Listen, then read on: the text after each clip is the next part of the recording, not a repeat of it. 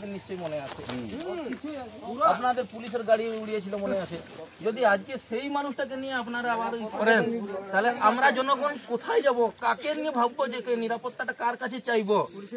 আপনারা যদি খুনিক নিরাপত্তা দেন, আমরা কার কাছে নিরাপত্তা চাইবো স্যার? ছেলে মেয়েকে ছেড়ে দিয়ে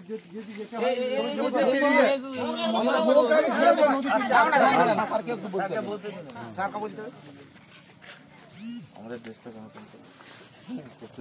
আচ্ছা, তারপর আমাকে একটু বলতে এখানে দেখুন তর্কের কোনো জায়গা নেই।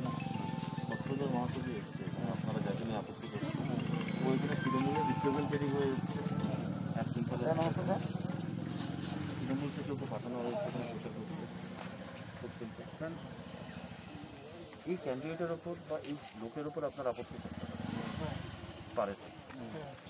আপনার আপত্তি রাম, শ্যাম, অখিল, বিমান সবার ওপর থাকতে পারে, এর ওপর থাকতে পারে। সেটা ঠিক না ভুল সেটা অন্য কথা। আপনারা ওকে চাইবেন না, তার জন্য আপনাদের প্রতিবাদেরও জায়গা আছে। কিন্তু আপনাদের যেটা আপনারা করতে পারেন না সেটা হচ্ছে ওকে আটকানো। তার কারণটা কি? তার কারণ খুব সুন্দর, আমি বলি এটা হতে পারে যে তৃণমূলের কোনো একজন ক্যান্ডিডেটের ওপর কারো আপত্তি, এটা হতে পারে সত্যধর মাহাতোর ওপর কারো আপত্তি, এটা হতে পারে বিজেপির কারোর ওপর কারো আপত্তি, এটা হতে পারে সিপিএম এর কারোর ওপর অন্য কারো আপত্তি থাকতেই পারে। কিন্তু প্রচার প্রত্যেককে করতে দিতে হবে। তার বিরোধী যারা, আপনাদের যদি কিছু বলার থাকে যে প্রচার, সেটাও আপনাদের করতে দিতে হবে। নিয়ম হচ্ছে এইটা।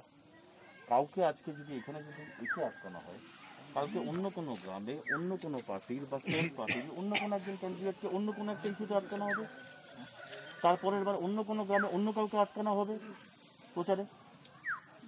এটা কিন্তু গণতন্ত্র না। প্রত্যেকে নিজের কথা বলার অধিকার পাবে, প্রত্যেকে নিজের প্রচার করার অধিকার পাবে। তার বিরোধী যে প্রচার, তারও অধিকার পাবে। বুঝতে পারছেন আমি যেটা বলতে চাই? আমি বলছি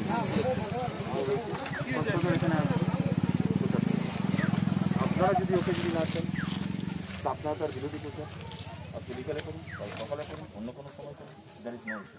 কিন্তু আপনাদের কথা বলা কেউ আটকাবে সেটাও দেখুন, ওর কথা বলা কেউ আটকাবে সেটাই জোর করে চাপিয়ে দেওয়া যাবে। As simple as that. আমি একটু বলবো, মানে আমি যেটা বলছি এটাই কিন্তু নিয়ম হয়। ভাই ওটা একটু বন্ধ করে